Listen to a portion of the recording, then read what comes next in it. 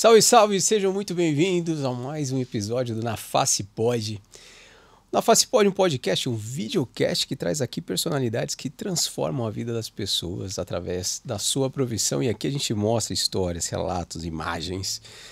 E como você já bem sabe, o objetivo principal desse podcast é fazer com que esse conteúdo chegue para quem realmente precisa, que vê aqui nos nossos convidados, acaba se identificando com alguma dor, alguma deformidade, alguma complicação, e veja aqui um ponto de apoio e uma forma de se conectar com os nossos convidados para tentar resolver o teu problema que você se identificar aqui. Então, se você está vendo esse corte, esse vídeo completo, conhece alguém que possa ter uma dor parecida, encaminhe o vídeo. Você pode estar encorajando alguém a resolver um problema sério que às vezes nem sabe que tem solução.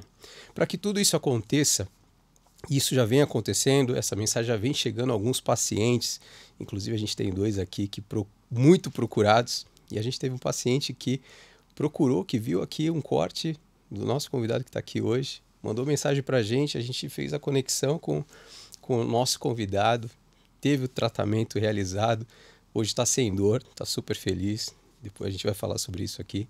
Isso já é um motivo de muito orgulho para a gente. Para que tudo isso aconteça, a gente tem o apoio aqui de alguns parceiros. Uma delas é a MaxFix, sistema de placa e parafuso da Sartori, um dos melhores materiais nacionais que a gente tem aqui no Brasil. Excelente mix de placas, uma acomodação do parafuso muito boa na placa. O cirurgião que pega o parafuso e o parafuso não vem, sabe como que é. Então, esse problema não vai acontecer na MaxFix. Um excelente sistema de fixação para cirurgias ortognáticas, fechamento de crânio. E o outro parceiro nosso é a Neo Custom, um sistema de prótese customizada da Neo Orto. Já mando um abraço para todo mundo da Neo Orto que acompanha a gente. Com um sistema de prótese customizada de ATM, prótese para correção e reconstrução da maxila, mandíbula. Também tem prótese de quadril, a gente esteve com um ortopedista agora há pouco aqui. Prótese de quadril, ombro, uma série de alternativas e de customização para o seu paciente. Outro apoiador aqui é a Ortoface, com toda a logística impecável para que chegue todo esse material de uma forma segura e correta e ágil para a sua cirurgia. Outro apoiador aqui é o Não Complica, um portal de cursos e treinamentos voltados para secretárias, instrumentadores cirúrgicos. Então você, cirurgião, quer capacitar melhor a sua secretária, tornar ela um pouco mais comercial, se comunicar melhor, fazer a gestão do tempo, está aqui um excelente conteúdo que pode ser facilmente aplicável no seu dia a dia. Bom, na Face Pod está no YouTube, no canal no YouTube. Já peço para que você se inscreva no canal para que esse conteúdo chegue com mais frequência para você. Estamos no Spotify também com imagens e também todas as quintas-feiras na TV aberta para todo o Rio Grande do Sul. O pessoal do canal TV+, um abraço para o Lucas, para todo o Rio Grande do Sul. Cara, que tá louco esse episódio de hoje, bicho. Carreguem seus dados da internet porque vai tá pesado hoje. Você tá louco. Sabe aquelas duplas, Gisele? Eu não vou nem falar Bebeto e Romário porque o Bebeto era mais ou menos. Pô, pega dois fenômenos aí. Cristiano Ronaldo e Messi. Sabe aquela dupla que...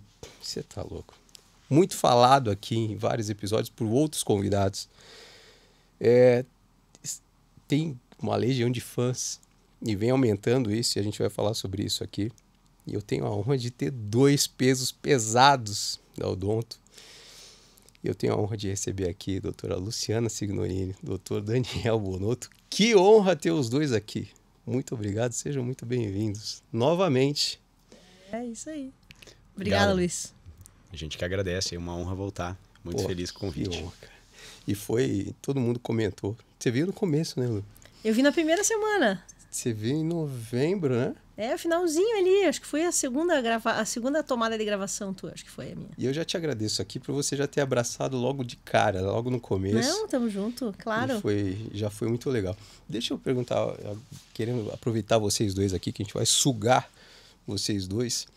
Como que vocês se encontraram? Como que foi a junção dos dois?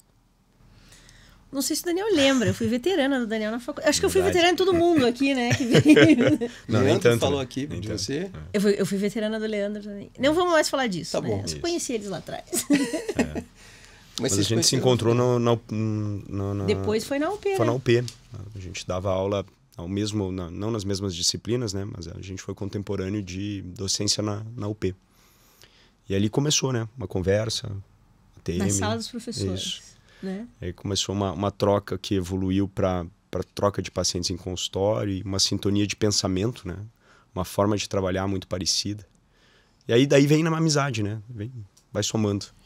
E isso aconteceu desde lá de trás, né? Porque vocês se complementam muito, doutora Luciana, na parte cirúrgica, muitas vezes, também com abordagens mais conservadoras, muitas vezes, e o doutor Daniel com uma abordagem mais clínica, né?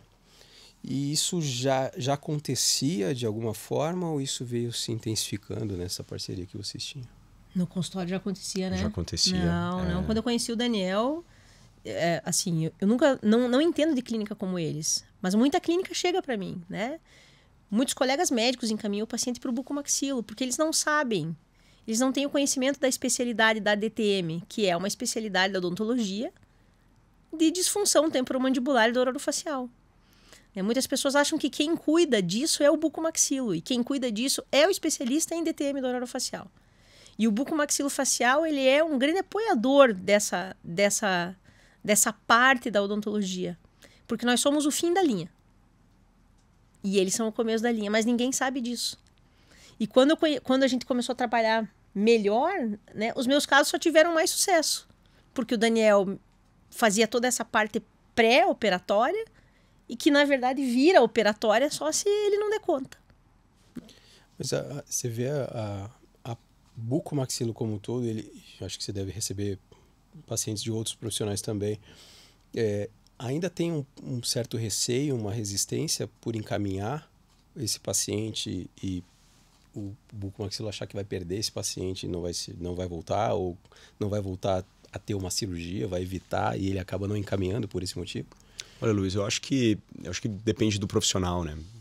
Um profissional que está mais sintonizado com a evidência atual, ele está preocupado em fazer, no mínimo, mesmo para um caso que tem indicação cirúrgica, ele está preocupado, no mínimo, em fazer um preparo, né? Operar esse paciente num momento melhor. E quem vai fazer esse preparo é a clínica, é o especialista em DTM. Então, agora é claro que há profissionais que talvez tenham esse receio, né? E talvez aí que aumentam as chances de erro, né? De ou sobreindicar intervenção cirúrgica ou operar num momento em que o paciente está muito sensibilizado, e aí a taxa de sucesso tende a ser menor, né? Sim. Até um assunto que pode soar um pouco tanto quanto polêmico, se você não quiser responder, você fica à vontade, né? Te conhecendo. Já começou. Mas eu acho que passa a ser até uma utilidade pública para o paciente que às vezes nem sabe. Às vezes não sabe o que é certo, o que é errado, acaba aceitando a informação imediata que recebe.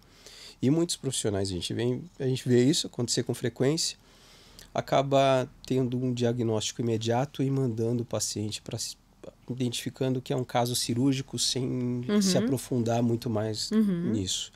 Como que a gente pode falar, como que o paciente pode perceber isso para ter a chance de uma segunda opinião, muitas vezes, porque essa informação chega para o paciente e muitas vezes ele vai para a cirurgia. Sim, mas a gente não sabe como paciente, nós somos leigos, né?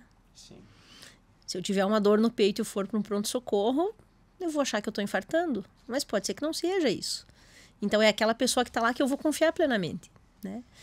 Mas existem casos, assim, vamos pensar, se a gente estiver falando exclusivamente da articulação temporomandibular, não vamos falar da parte toda de dor em si, dor muscular, dor crônica, mas vamos falar da articulação, né? Se eu tenho um estalo por si só, isso não é necessariamente uma indicação cirúrgica de imediato. Mesmo se eu tiver uma dor articular para mastigar, uma dor durante a fala, uma dor durante a abertura máxima da boca, não necessariamente isso indica uma cirurgia. Eu preciso primeiro fazer um diagnóstico do que eu tenho, para a partir desse diagnóstico, decidir quais as opções de tratamento que eu tenho, que são muitas. E a cirurgia, muitas vezes, é sim a primeira indicação, mas no caso de um tumor, no caso de uma anquilose, que é quando a gente tem a cabeça da mandíbula que se fusiona com o osso temporal, isso não tem o que dizer, isso é um caso cirúrgico. Algumas fraturas que envolvem articulação são de tratamento cirúrgico.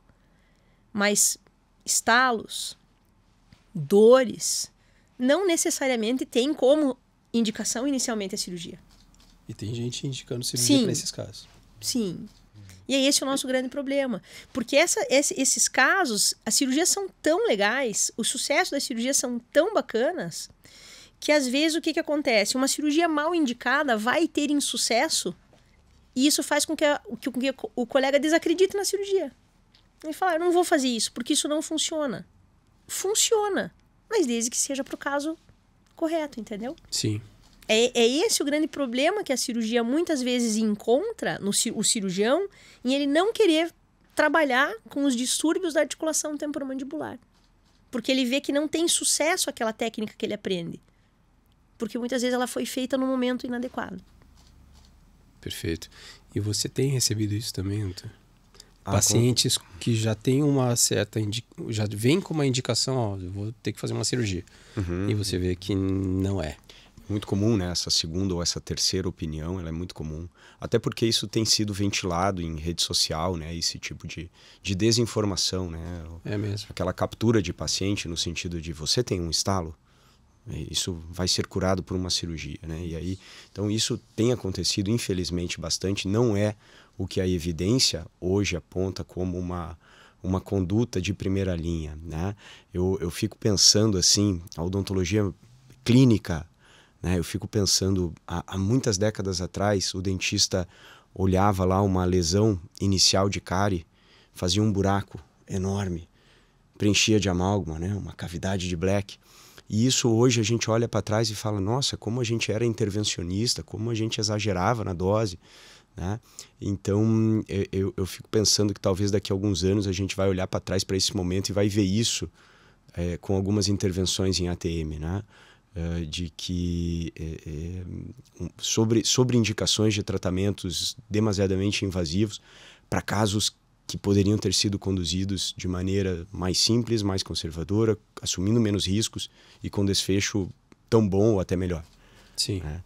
Então, eu acredito que o tempo vai mostrar que essa mudança de paradigma ela é necessária. A literatura já está mostrando. Ela já está, né? Mas o tempo vai sedimentar isso, né? A gente teve uma enxurrada de artigo de 2023 para cá mostrando essa evidência, né? Até você tinha comentado, né? A gente estava conversando um tempo atrás e teve 2 artigos do Mercury ali, recente. Nossa. Caiu como uma bomba. O último artigo do Mercury foi com o Daniele Manfredini. Nunca imaginei na minha vida que eu ia ler um artigo do Dr. Mercury com o Manfredini. O Manfredini é um dos maiores cabeças de chave da DTM mundial e o Dr. Mercury talvez seja um dos maiores cirurgiões que a gente já teve, um grande pesquisador, um dos desenvolvedores das melhores próteses de ATM que a gente tem hoje. Estavam lá falando exatamente da super indicação de pacientes que não necessariamente precisariam ser operados ou que foram operados, né? Porque justamente se enxerga que a DTM veio com um corpo de evidência, de literatura, de resultados sensacionais, menos invasivos para os pacientes. Por que vocês acham hoje, até eu estou construindo, provocando essa pergunta até para a gente chegar no preparo dos profissionais. Vocês acham que é devido à falta de preparo, à falta de informação e acesso a esse tipo de artigo ou desinteresse muitas vezes? Essa é aquela pergunta que dá para fugir ou não? Não, estou brincando. O que eu penso é o seguinte, cara. Hoje a gente vive um momento que, cara, a falta de acesso à informação, ao meu ver, ela não pode mais ser usada de desculpa. Porque a informação, ela tá aí, ela tá disponível, você pode pegar do teu celular agora, acessar o PubMed, você vai achar um monte de artigos de acesso livre para você se informar com boas evidências, tá? Então, você precisa estar motivado a buscar essa informação, né? Então, eu não consigo mais pensar em falta de acesso. Pode ser falta de vontade de buscar, né? Ou uma intenção de fato, uma visão comercial de venda de procedimento, né? Não baseado na melhor evidência atual. Sim. O que é, no mínimo, questionável do ponto de vista ético. E muita coisa mudou, né? Muita coisa mudou. Pensando em articulação temporomandibular, e vamos pensar nas disfunções intraarticulares que eventualmente tenham indicação, muita coisa mudou em 20 anos, né, Daniel? Sim. Vamos pensar, desde que a gente se formou, a gente teve um salto, assim, a própria odontologia é diferente. Imagine a possibilidade de diagnósticos que a gente tem, imagens melhores, exames testes clínicos cada vez mais confirmados, né? Então, assim, é uma necessidade também de educação continuada. Mas né? Não é só a formação que a gente pode pensar, não. A formação Talvez ela tenha problemas, e a gente sempre vai ter problema de formação. Mas a partir do momento que eu me formo, eu não estou pronto. Né? A minha formação é só o começo. É uma educação continuada. Aliás, a gente nunca está pronto, né? Eu não estou pronto, você não está pronto, ninguém está pronto. A gente está... Porque o conhecimento evolui, muda. Sim. Né? Então, isso que a Lu falou é muito verdade, né? Se a gente estivesse praticando a odontologia que a gente aprendeu há 20 e poucos anos atrás, a gente estaria fazendo hoje muita coisa errada, à luz da evidência. Então, essa necessidade, como ela mencionou, de você estar se atualizando e estar buscando, independente de onde, né? Se lendo artigos, se buscando cursos, buscando formações complementares, é fundamental. Vocês falaram que mudou muito de lá para cá, há 20 anos mudou muito a especialidade e a conduta. Como que era a abordagem até então? Tinha esse boom cirúrgico? Como que tratava-se esses pacientes há 20 anos atrás? Minha experiência foi assim, ninguém queria fazer cirurgia da TM, nós tínhamos pouquíssimos colegas que já tinham muitos bons colegas, mas eram poucos que queriam fazer cirurgia da TM porque era aquela sempre história, um paciente com dor, um paciente com limitação de função, muitos casos podem não evoluir bem, lógico, né? Porque se eles chegaram para a cirurgia, porque eles já não evoluíram bem lá atrás. E o que fazer, como manejar esse paciente? Então ele já era muitas vezes com um subdiagnóstico, às vezes, né? Porque não se tinha, assim, esses guidelines que a gente tem hoje, né? E a DTM, ela surgiu há 20 anos atrás, né? Aqui em Curitiba, a gente foi um dos berços, né, Daniel? O professor Paulo Cunali foi um dos grandes idealizadores no Brasil da especialidade da DTM. E ele era um dos poucos que atendia a dor. E conforme essas evidências foram aparecendo, foi se divulgando mais como fazer o diagnóstico efetivo, as medicações para dor crônica, a compreensão da dor crônica. E a própria cirurgia foi abraçando também. A especialidade foi vendo também, com a quantidade muito maior de especialistas, um campo que ninguém queria. E se eu tenho um campo que ninguém quer, mais pacientes talvez estejam indicados para aquele mercado que estava cada vez mais cheio de especialistas. Então, também teve isso, né? Sim. Um mercado que era deixado de lado, quanto mais especialistas vieram, enxergaram esse mercado. Mas é um mercado muito difícil, né? E eu, ainda dentro do mesmo tema, olhando um pouquinho mais para trás, né, antes desse recorte de 20 anos, mas ainda dentro da tua pergunta, a gente passou por várias etapas, né? A gente passou por uma etapa que, aliás, durou muito tempo e que, infelizmente, ainda não está extinta, de tratar problemas temporomandibulares corrigindo oclusão, seja com ajuste oclusal, reabilitação oral protética, ortodontia, né? E isso, o tempo, as evidências, os estudos com metodologia apropriada, analisando relação de nexo causal, a gente foi percebendo que os distúrbios oclusais tinham um papel muito pequeno, né? Para falar muito, um papel pequeno dentro da etiologia. Então não fazia sentido você tratar algo que não está causando, né? Então a forma de conduzir foi mudando ao longo do tempo, né? E apesar disso tudo, e a gente agora já está falando de um recorte de 90 anos, né? Apesar disso tudo, ainda a gente vê, né, Lu? Ainda assim, nós falamos disso tratamentos essa semana. oclusais, né? Os pacientes chegando com histórias de tratamentos oclusais, e aí é óbvio que o tratamento não funciona. Se ele não funciona, a dor persiste. Se ela persiste, ela cronifica e fica muito mais difícil resgatar o caso. E tratamento oclusal, então, para quem está ouvindo o podcast que não é da área, são desgastes dentários que são irreversíveis. Sim. Né? Troca de próteses, reabilitações protéticas imensas. Pensando no sentido de que se eu acertar tratamento ortodôntico, que se eu acertar a mordida do paciente, os problemas serão resolvidos. Não é bem assim. O desenvolvimento da especialidade mostrou isso, e a própria bucomaxilofacial também, que encaminhava os pacientes para isso, já percebeu que os pacientes voltavam com dor, né? E são tratamentos irreversíveis, e são tratamentos muito onerosos para o paciente. E até a odonto como um todo, muitas vezes, olhando para a DTM, muitos ainda enxergam a DTM como colocar placa e colocar um relaxante muscular. E é muito mais do que isso. tem ainda muitos profissionais ainda que desconhecem do tratamento, e eu estou falando da própria especialidade, né? Como que está chegando esses pacientes encaminhados? Tem, né, Luiz? Porque o que acontece? A gente está falando de uma especialidade, está falando de um curso de 750 horas. O nosso curso na BO tem 900 horas, né? E você restringir, né? Você simplificar nisso em duas ferramentas, uma placa, uma prescrição, é como eu que não pego num bisturi há 25 anos, eu resolvi fazer uma cirurgia ortognática. Você está entendendo? Eu não sei nem entrar no centro cirúrgico, né?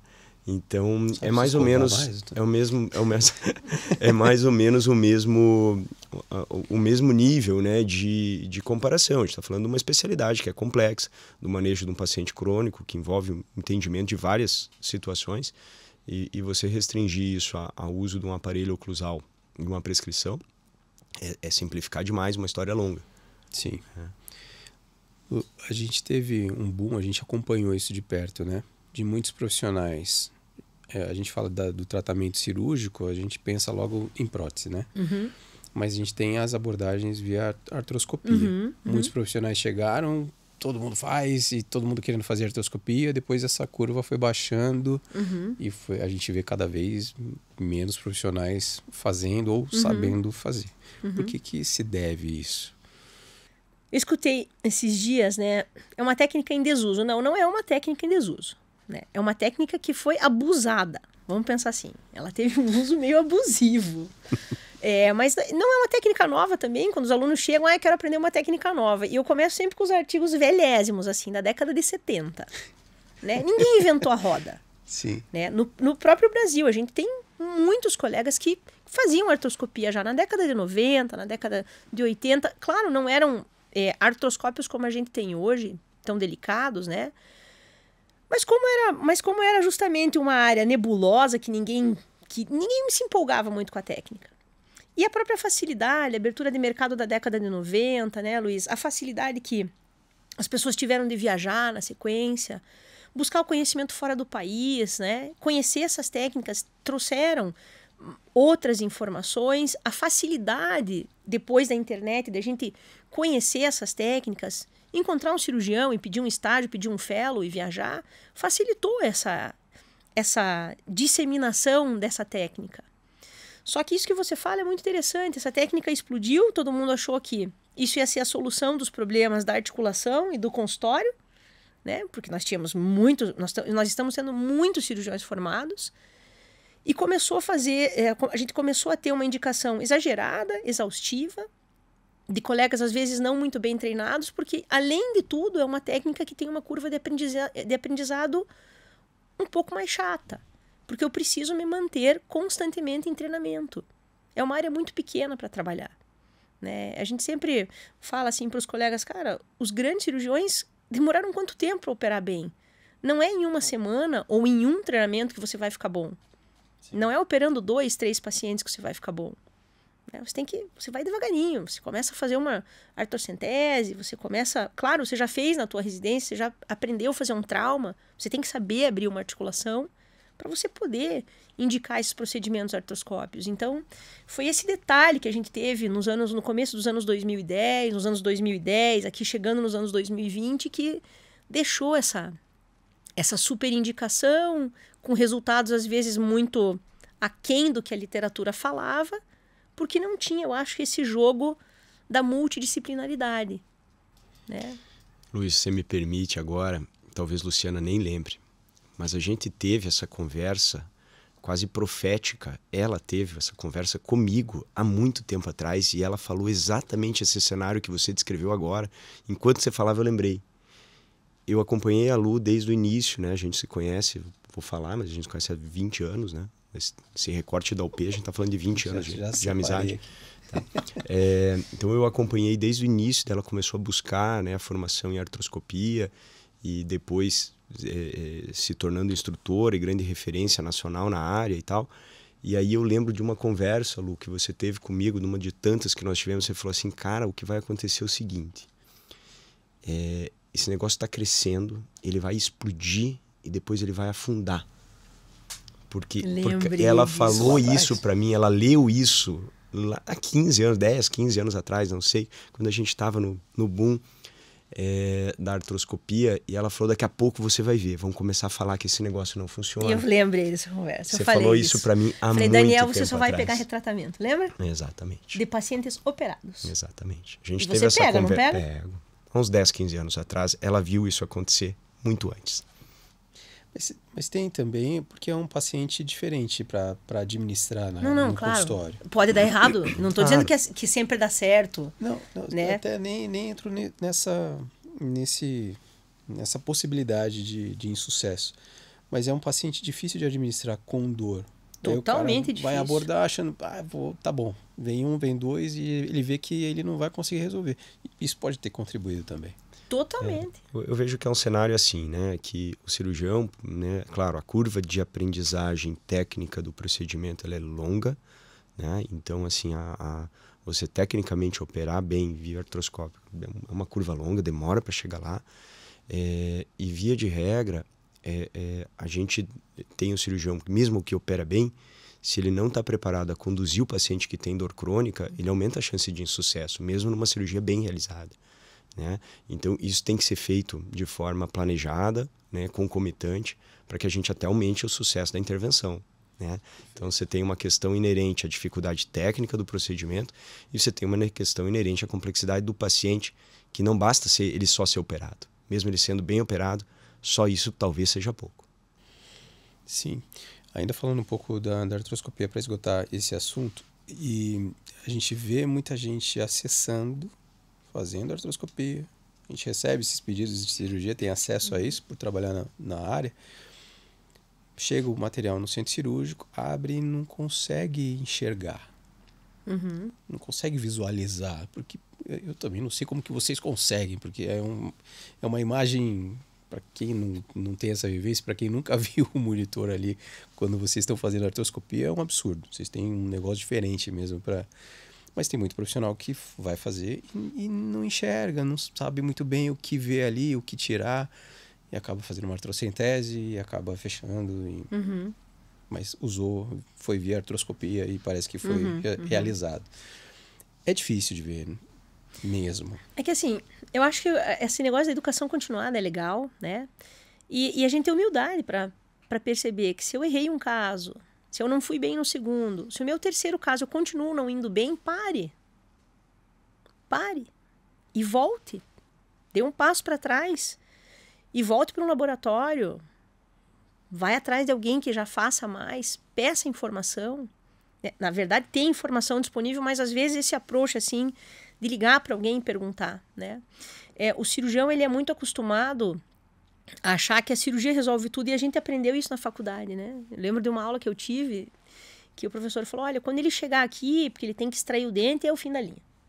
E vamos extrair e vamos resolver. Então, você vem meio que treinado que você resolve a coisa, né? Mas não é exatamente assim. Às vezes, até mesmo extraindo um dente, pode acontecer uma infecção pós-operatória, né? E essa coisa de a gente ficar no âmbito de querer resolver, porque eu aprendi lá na minha residência... Às vezes, você precisa compreender que a tua mão precisa de mais treinamento. E eu acho que também tem um outro problema, é essa ideia de sermos autodidatas, né? Por ter tanta informação disponível, e a informação hoje é horizontal, a gente não tem mais aquele professor, ou aquele super cirurgião, ou super colega que era o cara. E que tudo que ele falava, a gente falava, nossa, ele é o que tem a melhor informação, ele que passa melhor o conteúdo. Hoje não, hoje todo mundo tem informação igual. O super cirurgião, o super técnico, né, o super especialista, ele tem acesso ao mesmo artigo do que o aluno da graduação. Só saber procurar. Também a interpretação vai de cada um, ok? Mas ali, essa história de que eu leio e eu faço sozinho e eu sei tudo sozinho, eu acho que isso é talvez o maior mal da cirurgia bucomaxilo que a gente tem hoje. Essa história de eu ser autodidata. Eu leio, eu faço sozinho. Eu nunca consegui compreender esse negócio de você não ter um tutor, um professor que pegou na tua mão. Quantos colegas que eu ligo e falo, gente, eu nunca fiz isso aqui, você consegue me dar uma luz, você já fez? Pego o meu carro, vou lá, viajo. Então, eu acho que esse também é um detalhe.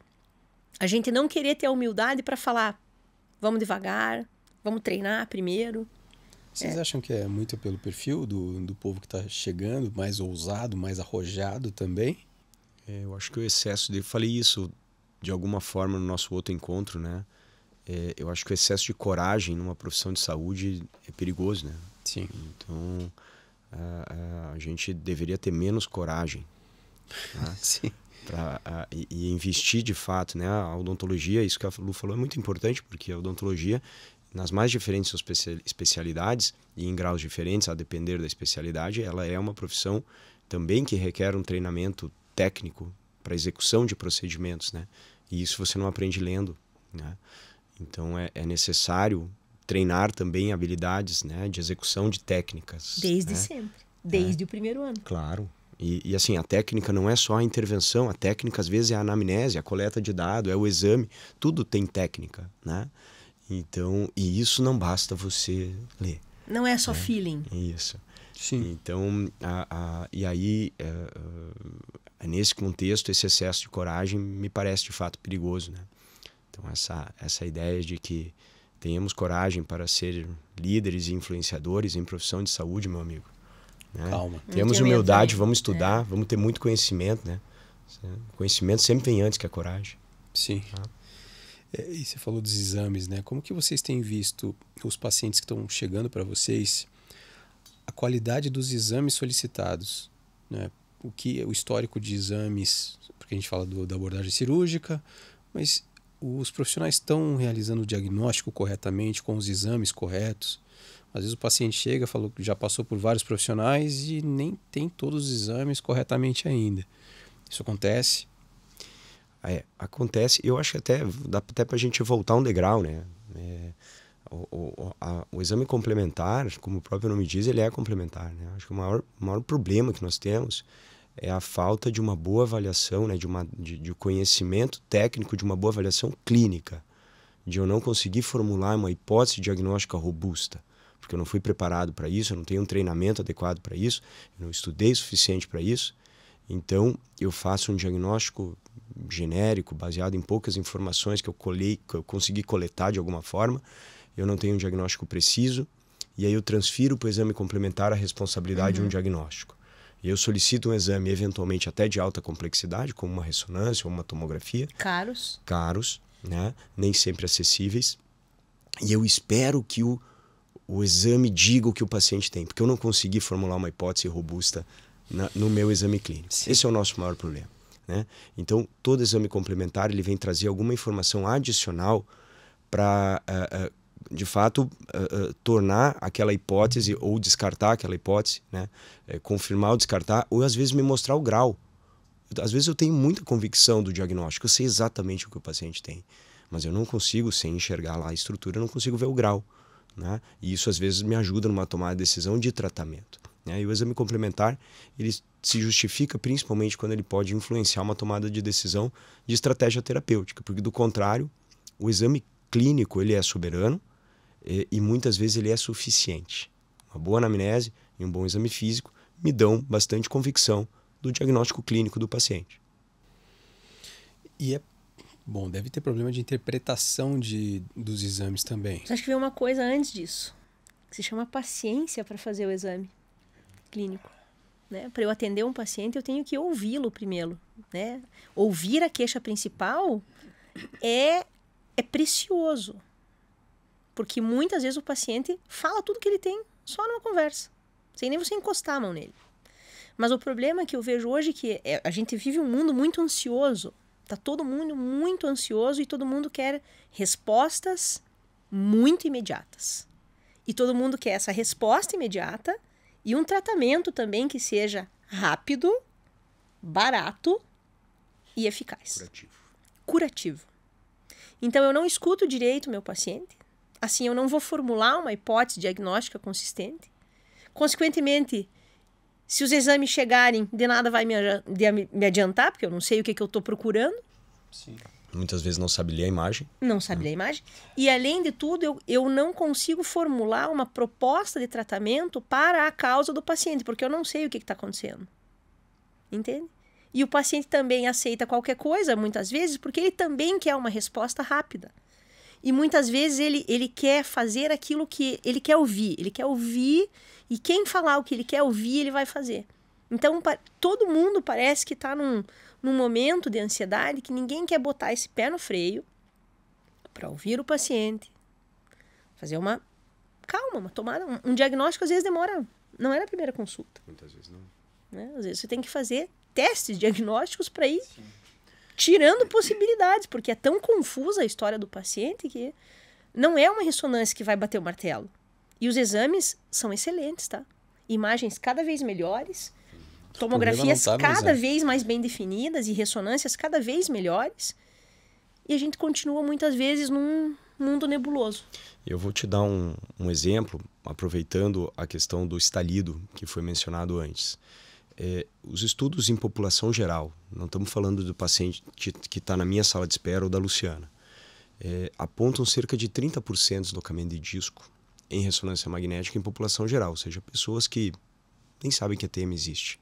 Estão funcionando, estão mastigando, não tem dor. Né?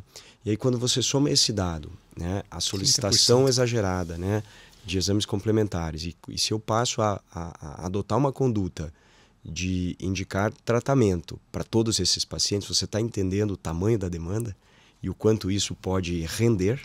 Sim. E quanto isso é um problema? Cara, tá? É muita gente. Agora, quando a gente avalia a necessidade de tratamento nesse universo enorme de pacientes que tem disco deslocado e muitos deles vão instalar, a maioria vai, a gente está falando de uma fração pequena desses indivíduos de fato merecem ser tratados e precisam ser tratados.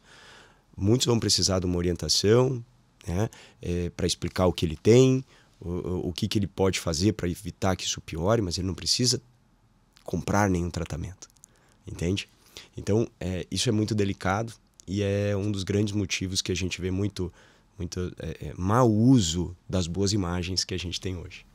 isso pode evoluir?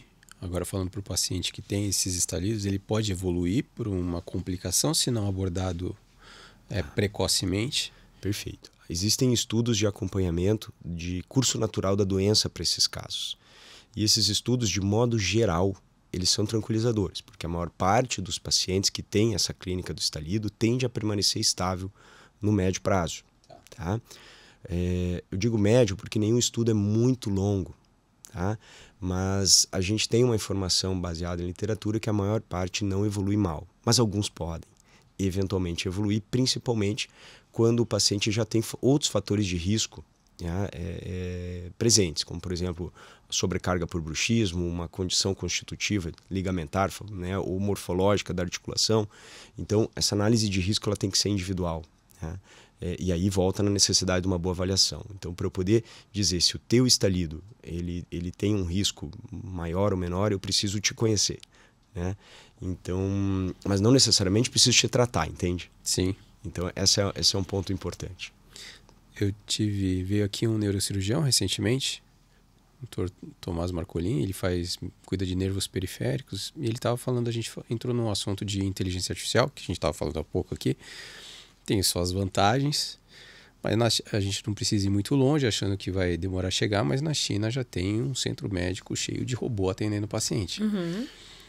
E a gente está falando sobre isso, sobre a gente falou há pouco, né, sobre isso também, sobre o cirurgião, o médico, de modo geral, o dentista não avaliando o paciente, não ouvindo o paciente.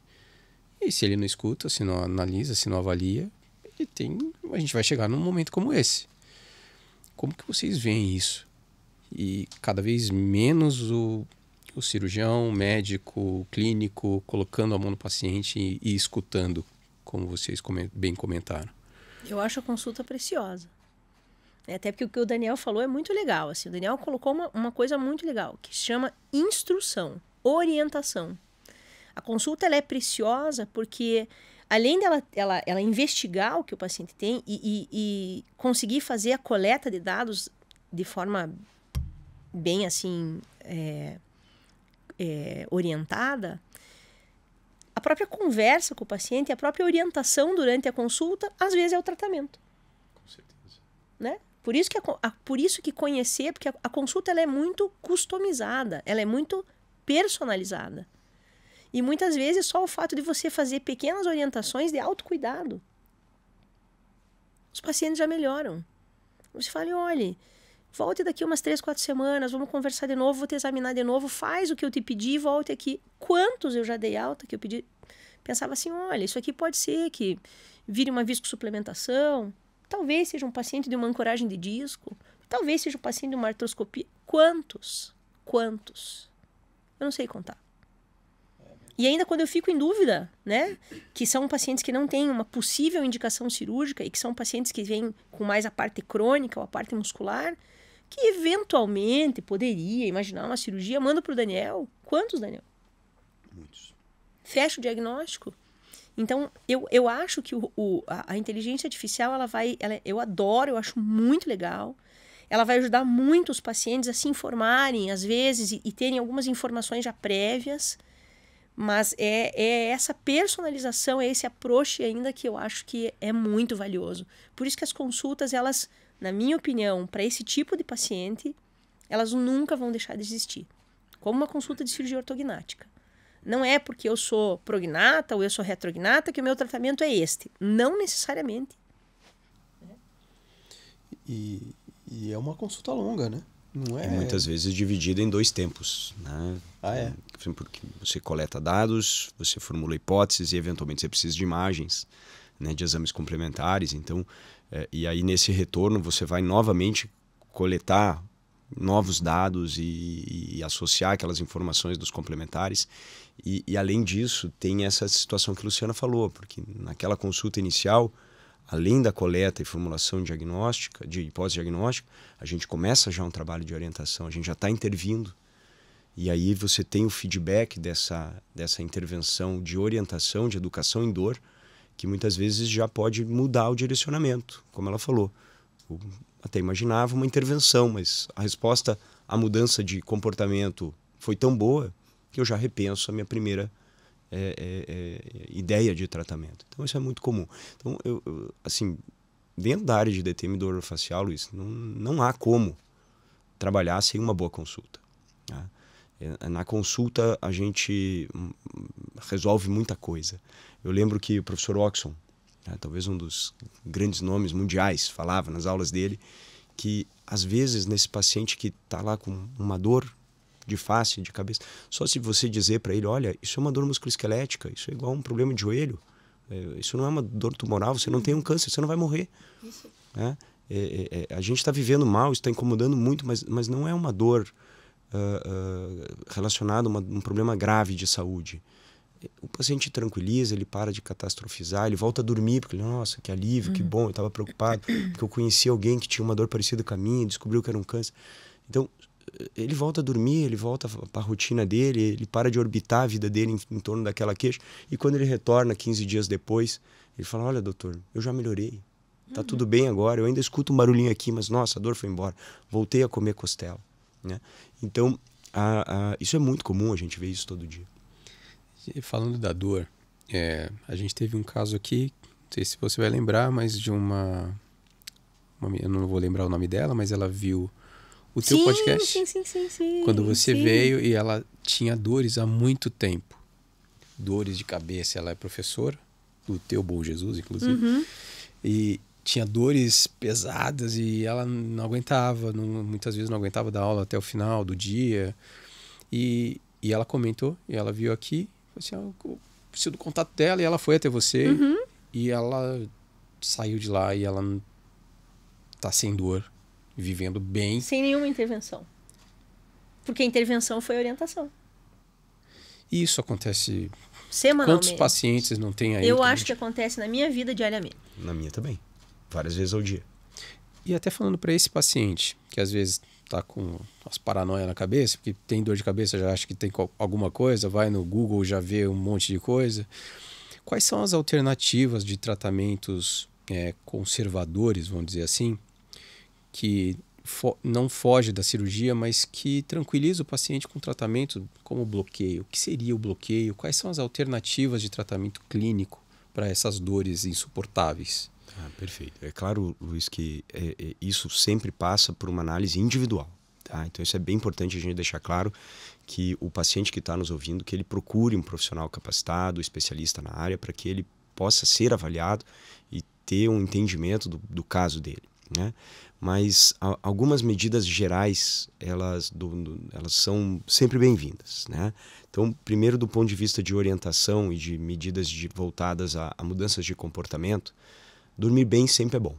Então, tudo que a gente puder fazer para dormir melhor, tá? É excelente. Tá? Ter uma boa higiene de sono, evitar excesso de estimulantes, né? Muita cafeína, enfim. Tá? A doutora Márcia esteve aqui com você. A doutora Márcia esteve aqui. Então, isso sempre é bom. Isso todo mundo pode fazer, né? Até quem não tem dor. Atividade física regular. Atividade física tem um papel protetivo para dor crônica, né? E até terapêutico, depois da dor instalada, né? Então, o paciente voltar a fazer atividade física, se movimentar, ele vai melhorar a modulação de dor dele, ele vai com certeza ter menos dor. E todo mundo pode e deve fazer, né? Agora, do ponto de vista de intervenções mais conservadoras, aí pensando em tratamentos que o dentista faz, o especialista faz, a gente tem terapias das mais diferentes que você possa imaginar, né? Até porque a gente muitas vezes precisa intervir nas disfunções temporomandibulares dentro de vários eixos de ação. A gente precisa controlar a sobrecarga, então se o paciente faz bruxismo, talvez faça sentido fazer uma placa.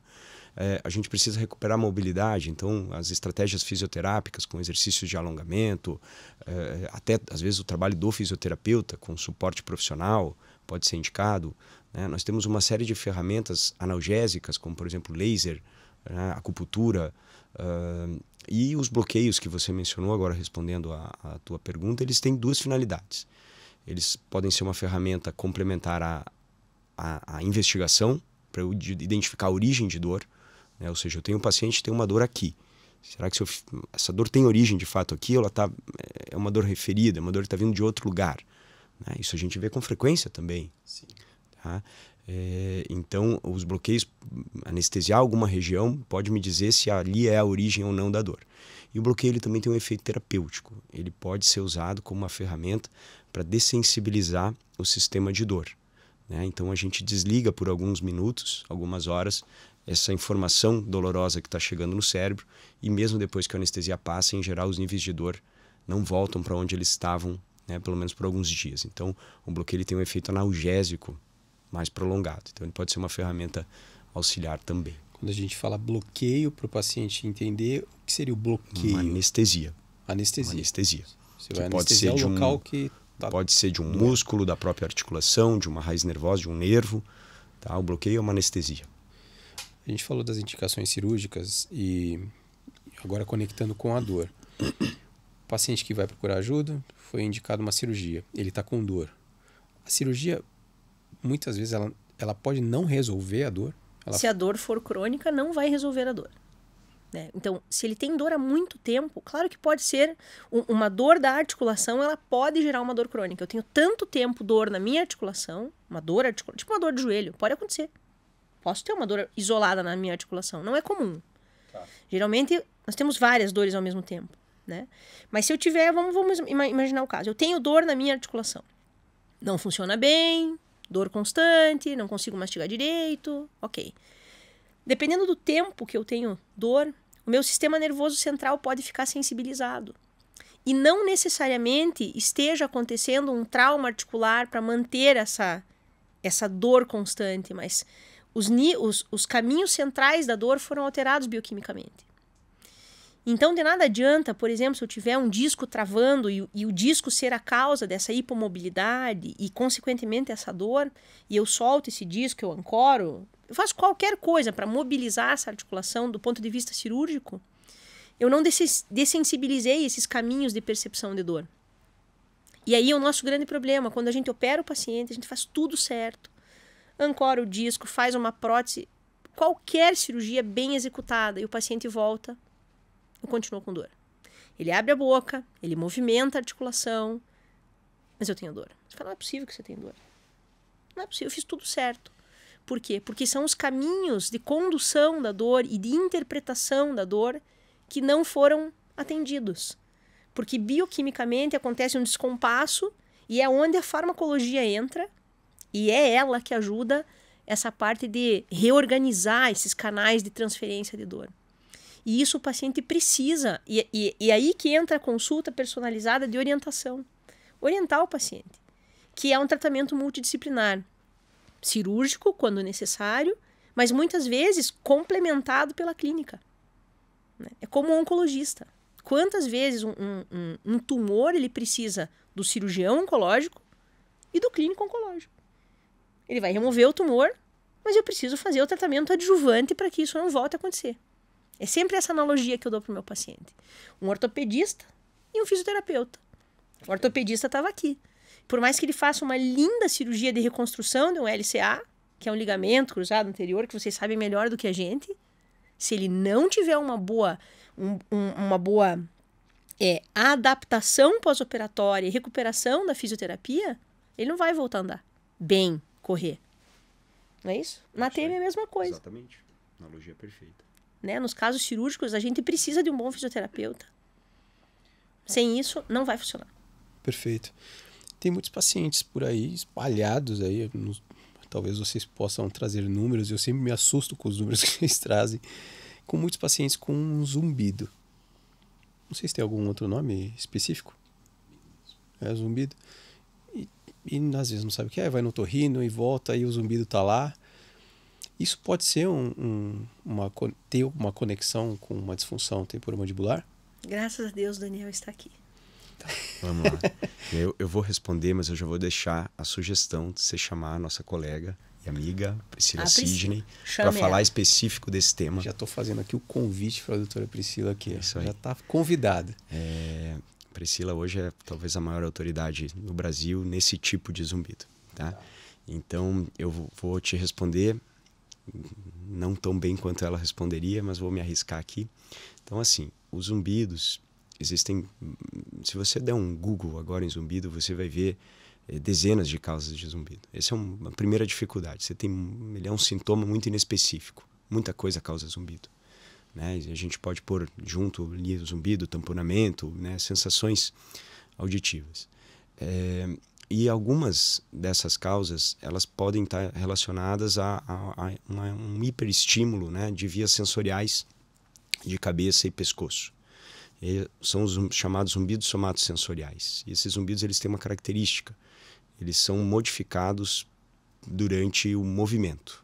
Então eu mexo minha boca, eu aperto meus dentes, eu abro bem, eu ponho para o canto, para o lado, para frente, e o zumbido altera. A percepção do som muda para mais, para menos, muda o tipo de ruído. Chiado. Um chiado, né? Ou às vezes a flexão da cabeça, o movimento, ou seja, eu estou usando uma musculatura e eu estou mexendo no dial do zumbido, né? Então, essa característica ela é bem marcante nesse grupo, nesse componente do zumbido chamado zumbidos somatosensoriais.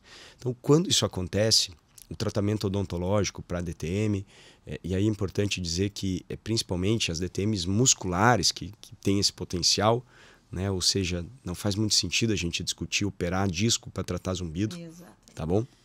Fica a dica. Até para você do Instagram. Então... Atenção. Temos um corte aqui pesadíssimo. E os músculos de pescoço, aí o fisioterapeuta tem um papel também bem importante. E esses zumbidos tendem a responder bem. São zumbidos que a gente consegue controlar. Tá? Então, só que é um tipo bem específico, entende? A maior parte dos zumbidos não tem esse caráter. Né? Então, a gente consegue ajudar uma parcela. Né? Zumbido é muito comum. Tá? A gente começa, às vezes, dar alguma palavra de zumbido em rede social, começa a chover paciente. Chove. Porque é muito comum. Né? E é uma parcela desses que a gente consegue, na odontologia e na fisioterapia, ajudar. Tá? Mas quando eles acontecem, em geral, os tratamentos são bem efetivos e aí é bem resolutivo e é muito gratificante, porque a gente vê histórias de pacientes, às vezes, que estão sofrendo há muito tempo, né, com aquilo e, de fato, muda muito a qualidade de vida. E o otorrino, ele encaminha para vocês? Sim. Isso com bastante frequência. Muito frequente. Eu acho que isso hoje já faz parte até de orientação de guideline. Então, a gente recebe bastante paciente do otorrino, do otoneuro, né?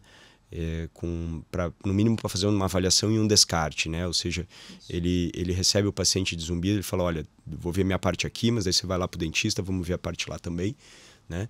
E a gente tem muito essa troca e essa conversa multiprofissional, né? De atenção ao paciente com zumbido. Perfeito.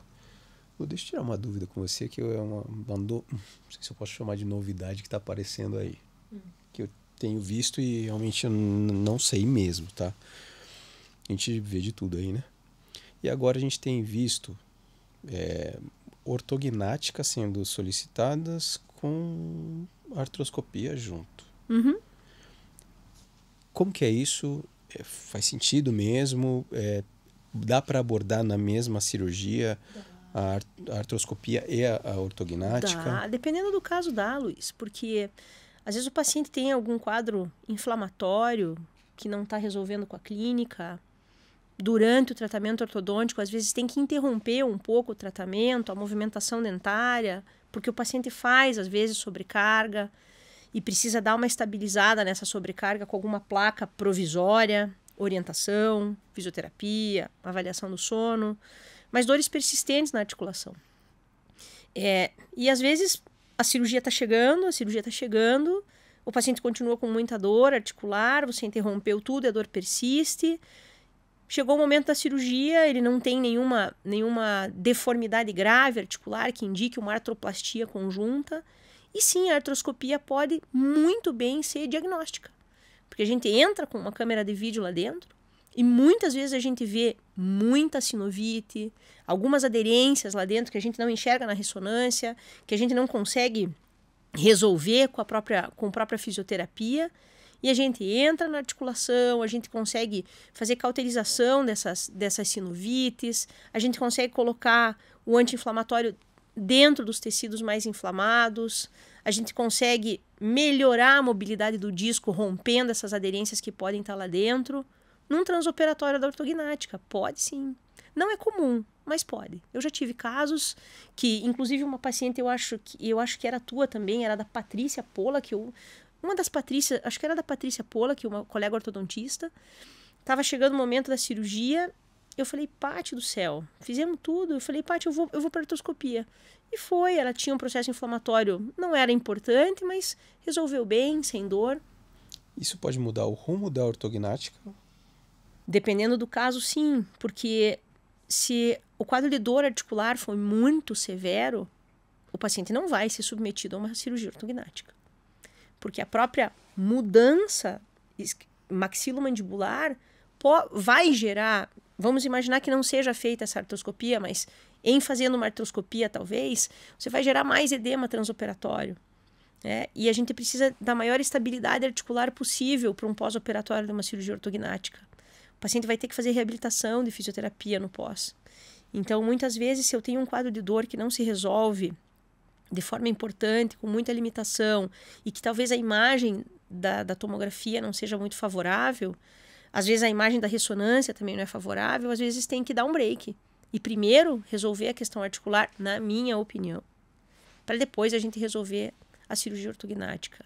Mas, dependendo do caso, tem muito colega que leva o paciente para uma discopexia junto com a cirurgia ortognática, que também pode ter bons resultados, dependendo da indicação.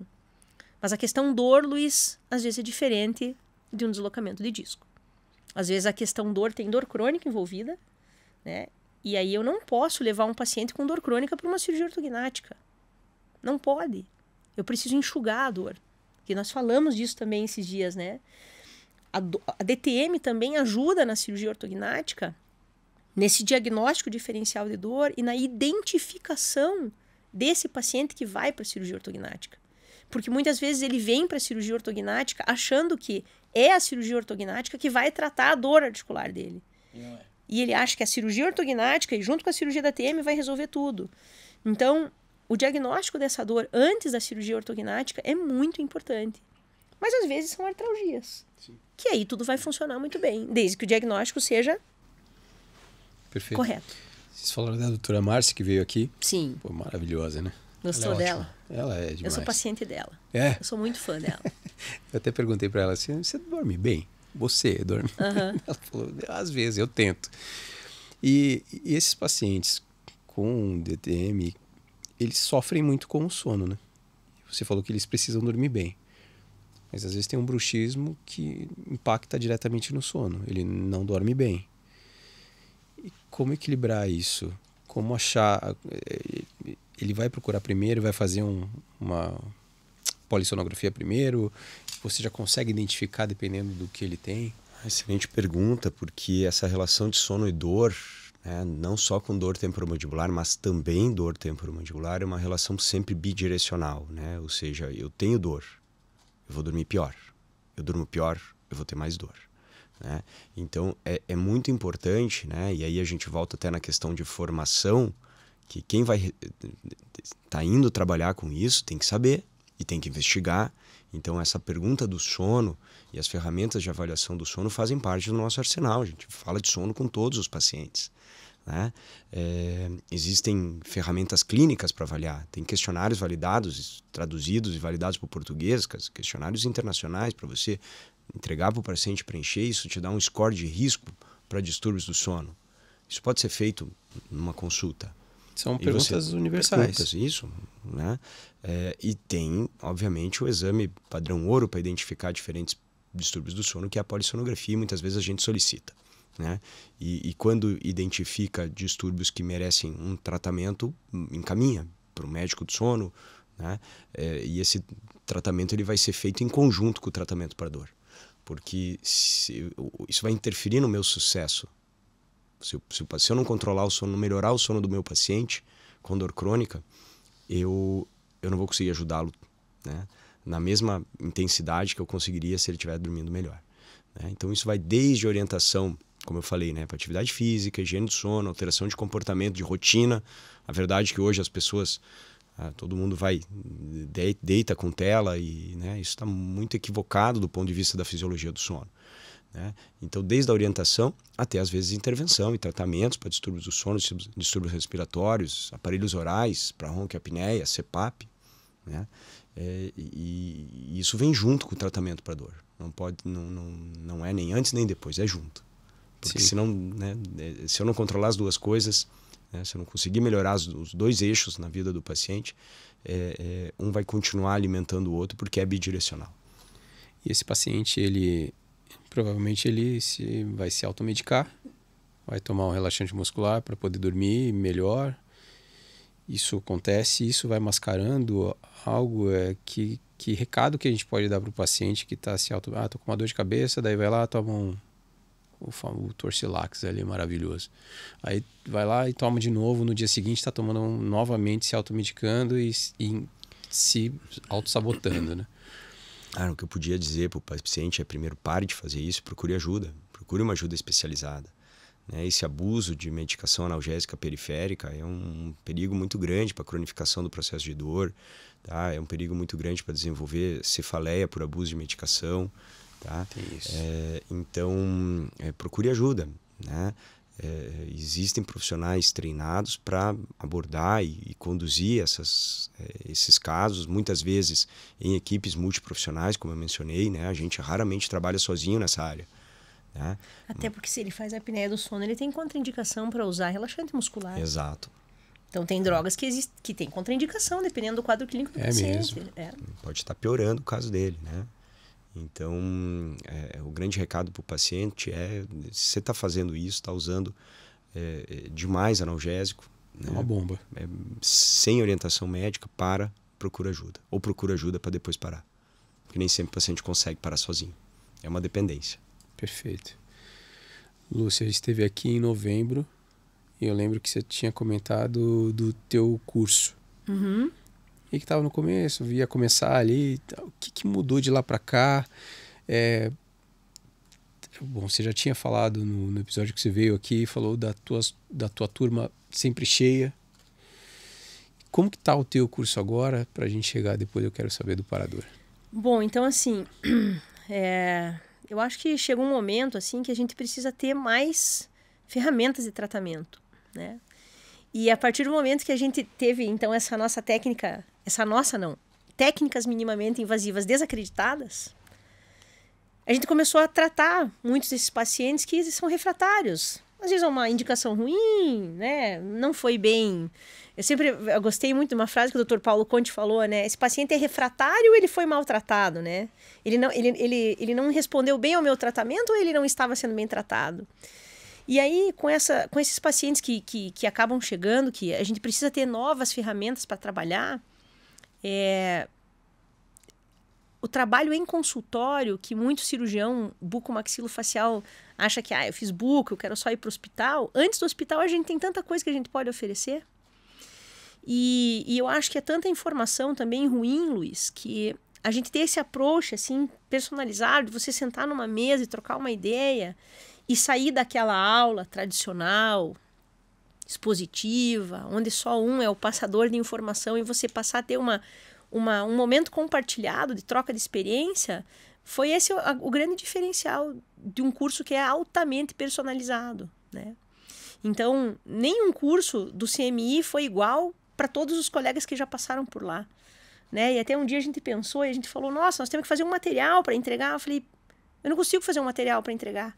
Eu tenho que entregar o material depois, né? Ou fazer só um resumo de alguns insights antes, porque a condução de cada curso é diferente de cada turma, porque as minhas necessidades de aprender uma técnica ou outra são diferentes, né? E o CMI é você e o aluno. É um curso de cirurgia minimamente invasiva, onde a gente aborda, então, as infiltrações articulares, artrocentese, as infiltrações guiadas ou assistidas, né, ou confirmadas pelo ultrassom. E para quem é cirurgião bucomaxilofacial, a gente ainda pode ter a técnica de artroscopia, com treinamento inicialmente, dry lab, com bonecos, com as nossas caixas para começar a aprender a movimentar o material. E depois a gente vai para o cadáver, que com a oportunidade do ITC aqui, a gente consegue fazer o Cadáver Lab aqui em Curitiba. Então, a gente consegue juntar tudo numa cidade que é de fácil acesso. A gente tem aeroporto, a gente tem rodoviária. É um aeroporto que funciona muito bem, quando não tem as neblinas no outono. Sim. Mas a gente conseguiu uma facilidade muito grande de ter a parceria do ITC para conseguir fazer exclusivo, um cadáver exclusivo, um professor exclusivo te dando atenção full time para trabalhar. E quando a gente está falando, não está falando para cara que está começando. Não temos mais vagas, né, Luiz? Aconteceu e de novembro para cá a gente só Explodiu. vai ter vaga agora para março do ano que vem. Para março do ano que vem. E a gente não está falando só para o pessoal que está começando, tem macaco velho aí procurando esse curso, né? É porque a gente precisa acreditar que todas essas técnicas da cirurgia, elas funcionam. Sim. E a gente às vezes só precisa treinar um pouco mais. Todo mundo aprendeu, né? A moçada mais antiga, a gente aprendeu tudo isso, só que talvez a gente não faz toda hora. E aí, se a gente não faz toda hora, parece que a coisa não engrena de novo, né? É como fazer uma restauração, né? Se você aprendeu lá na faculdade e você nunca mais fez, se você me der um dente para fazer uma restauração a mais simples de todas, talvez eu demore umas 3 horas. Eu não sei nem mais colocar um lençol para fazer um isolamento lá do dente, né? E um cirurgião também. Se você ficar muito tempo sem fazer uma cirurgia de terceiro molar, a cirurgia também vai ser difícil. Imagine uma artroscopia.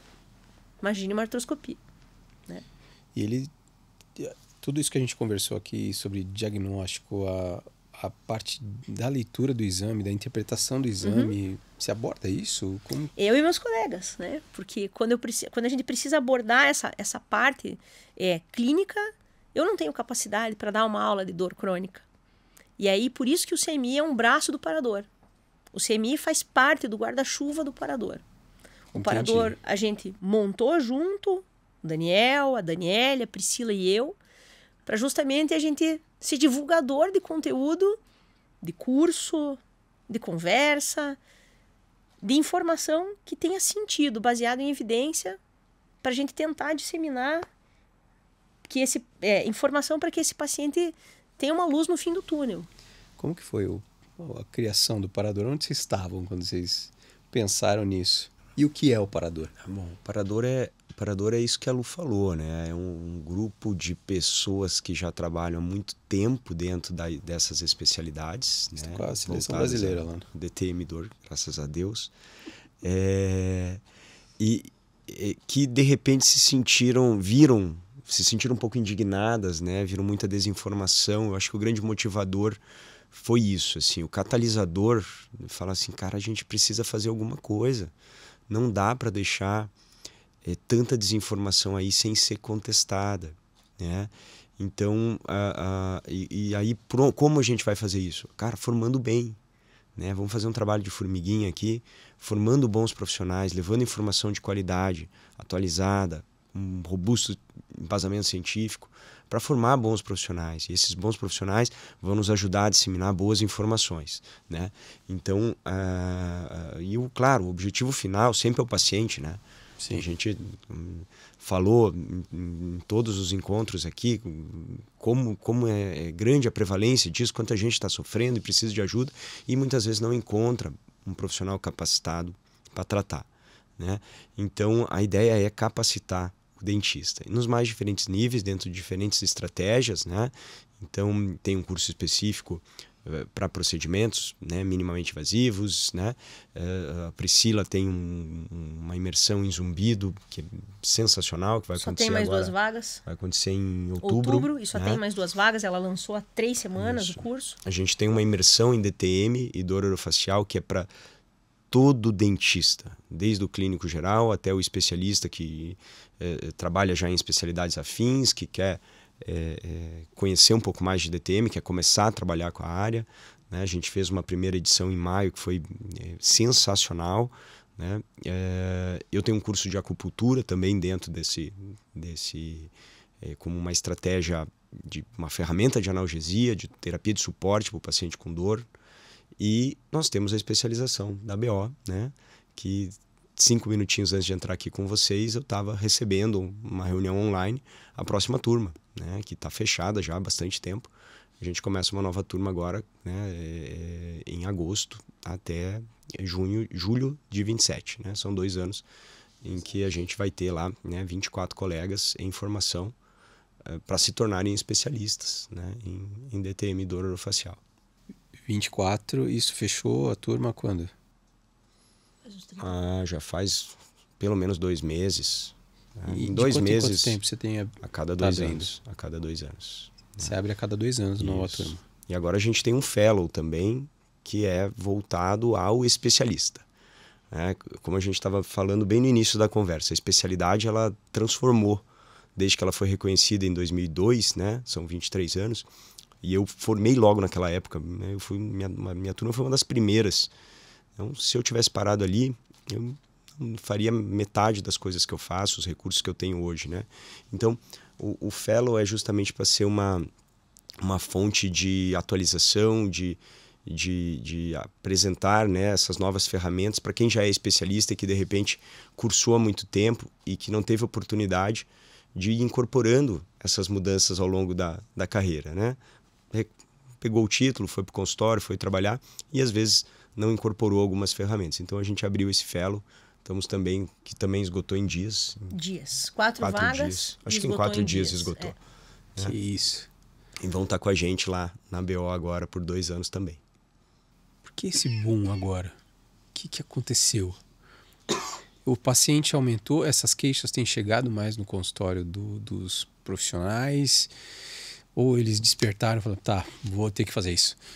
Não, eu acho que é tudo. Eu acho assim, minha opinião meio filosófica da coisa, assim. Eu acho que muita gente coloca a culpa na pandemia, que a pandemia deixou todo mundo mais ansioso. Tá, a pandemia teve o seu papel, sim, todo mundo ficou mais ansioso. Mas a gente vem vivendo uma sociedade mais ansiosa. Gente, vamos combinar, assim, desde que a gente teve a revolução da internet aí, né? A gente teve uma população que mudou muito da década de 50, né? O pós-guerra mudou muito, a gente teve um grande desenvolvimento tecnológico do pós-guerra para cá. E, de repente, a informatização, assim, explodiu tudo. A gente vive um momento diferente do pós-guerra, de grande sucesso, de grandes empregos para todo mundo. A gente vive uma molecada que nasceu já na internet, né?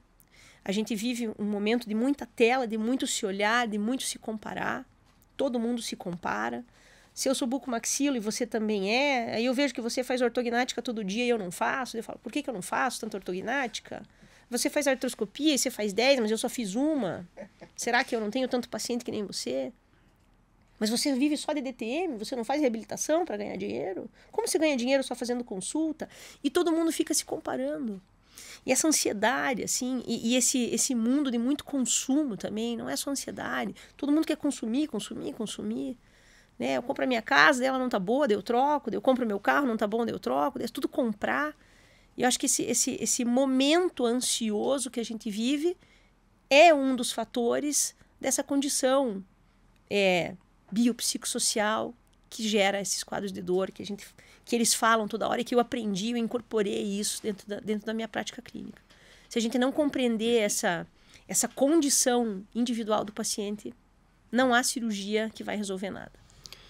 E aí, o outro lado disso, né, Lu, é que se por um lado todo esse excesso de informação está levando a gente para esse lugar como sociedade, por outro lado está permitindo também que as pessoas achem caminhos. E aí esse paciente está chegando. Chega no meu consultório, no teu e do colega dentista que tem um consultório aqui perto. E aí, de repente, esse colega recebe esse paciente e ele fala assim, puxa vida, isso aqui é DTM. Eu não sei tratar, eu não aprendi. Né? E aí ele precisa buscar. E aí, por isso que a gente está vendo, né, esse boom nos cursos também. É uma das né? falas que os alunos colocam. Eu vim aqui buscar porque eu não aguento mais atender gente com dor no consultório. Eu não sei fazer, cansei de encaminhar, eu estou perdendo os pacientes. Entendeu? Então, aí o colega vai buscar formação. Né? E aí veio essa ideia, né, do Parador, a gente unir forças. A gente já trabalhava junto de alguma forma, né? Mas a gente unir forças para atender essa demanda, né, formativa, em vários níveis de formação. Né? Desde cursos mais básicos, para quem está começando, até formações avançadas, como uma especialização, ou em procedimentos bem complexos, como o que a Lu ensina no CMI. E o pessoal que tem interesse, o cirurgião que tem interesse, o profissional, o dentista que tem interesse de um modo geral, ele escolhe o que ele quer? Como que é essa interação com o parador? Eu quero ir um pouco mais para a linha cirúrgica. Eu quero ir mais para a parte clínica. Como que é essa dinâmica de escolha, ou é vocês que vão direcionando o aluno? Hoje o nosso menu, né? A gente tem um menu. É um cardápio. Nosso cardápio, esse contato está sendo principalmente via Instagram, né?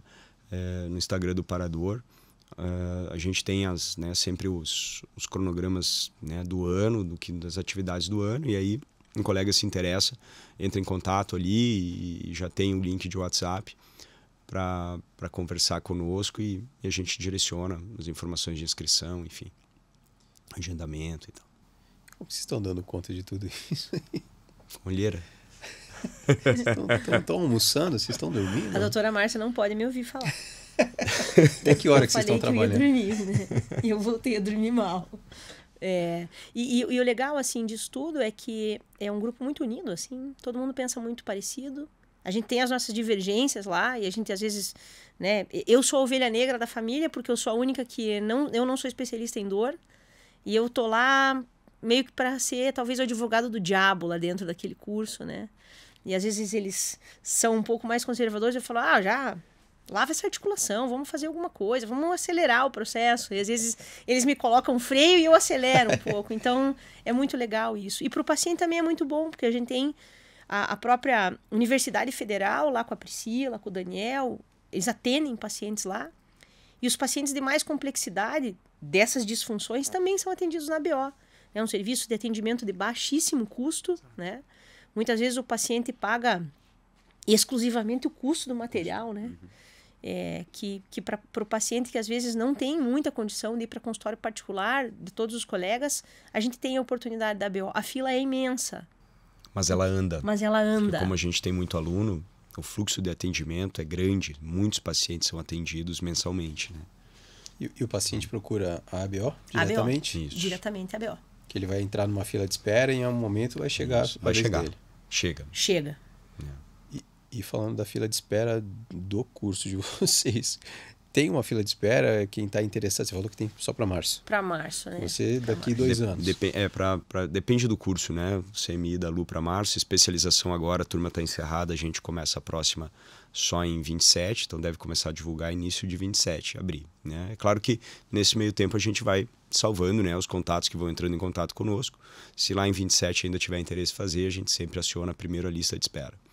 Tá. Só para você ter uma ideia dessa turma, as primeiras 13 vagas foram preenchidas com pessoas que estavam esperando dos 2 anos passados. Né? Então, dormiram na fila.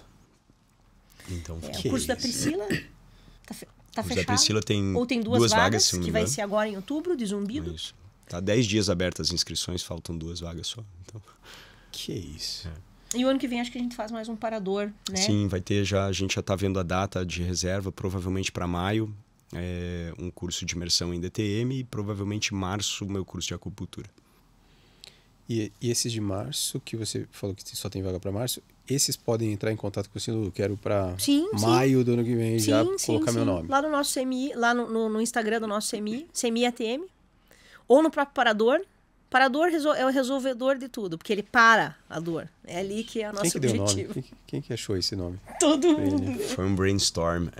Onde vocês estavam quando vocês falaram sobre isso? Estavam numa conversa informal? Não lembro. Não lembro. É que a gente fala tanto que a gente fala lembra, bastante. né? Mas foi criado há quanto tempo isso? O parador foi em novembro do ano passado. Por aí. Novembro do ano passado. Outubro, novembro. Foi uma Isso. coisa assim, né? E saiu. E ele saiu sem a gente ficar fazendo plano de negócio. Não. Eu falei, gente, vamos de uma vez. Isso Vamos, aí. exatamente. A gente ia montar um plano de negócios, como que a gente ia fazer. E um dia eu liguei para eles, lembro foi online. Falei, gente, a gente precisa falar agora online. A Priscila não tava, a Priscila não podia, ela tava no carro. Foi bem A assim. Dani fazendo doutorado, escrevendo, né? E saiu. Saiu. E explodindo aí. Graças a Deus 2026 os também projetos já estão promete. caminhando bem. É isso aí. Que honra Isso aí. tê-los aqui. Obrigado pelo convite, Luiz. Sensacional, cara. Obrigado de novo. Foi maravilhoso, como da outra vez. É sempre muito Tá ao bom. lado aqui da minha amiga, foi melhor ainda. Não, nós dois a gente já se falou hoje umas 3 vezes. Eu vou te falar que tem muita gente que pagaria para estar aqui, por isso eu tenho um orgulho gigantesco de ter vocês dois aqui. Esse conteúdo vai chegar de graça aí para você, então aproveite, suguem essas informações riquíssimas, que aqui é um milagre ter vocês dois com a agenda maluca que vocês estão. Deixa eu até te perguntar, como está aquela paciente que você mostrou aqui? Você mostrou um caso complexo que rodou em um monte de paciente, um monte de rodou por alguns profissionais. Está ótima. Como Falei que com ela, falei com ela semana passada, tá ótima. É uma menina jovem com caso de artrite reumatoide.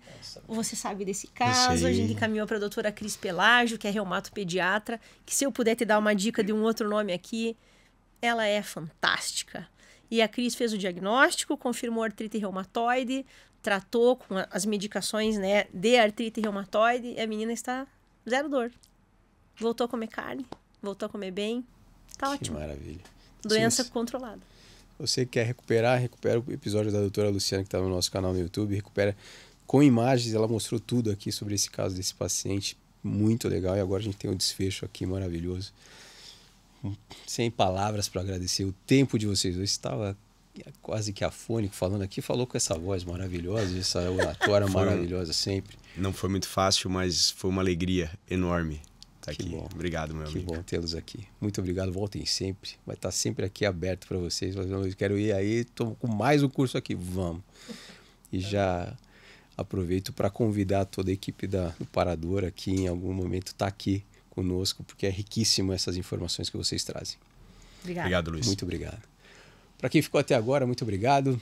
Se inscreva no nosso canal no YouTube para que esse conteúdo riquíssimo, quase que uma utilidade pública aqui dessas informações, possa chegar para mais gente. Se você está vendo esse corte, um corte que você veja, vai se identificar com aquele colega, um parente que tem uma dor de cabeça que não passa, zumbido no ouvido, estalido, enfim, tem várias informações aqui, um cardápio completo. E você, cirurgião, você profissional, você dentista, acesse as redes sociais aqui, não só da doutora Luciana, do doutor Daniel, Parador, do CMI, tem as redes sociais aqui que a gente sempre acompanha. Vai estar todas as informações aqui na descrição desse corte ou desse vídeo para que você possa correr. Tá? Lembra do show do Sandy Júnior, que os caras dormiam na fila? Tá assim o povo aqui. Corra, senão só vai ser só para 2027. Obrigado a toda a rapaziada aqui da equipe. Obrigado mais uma vez, fiquem bem, fiquem em paz e até a próxima. Até mais.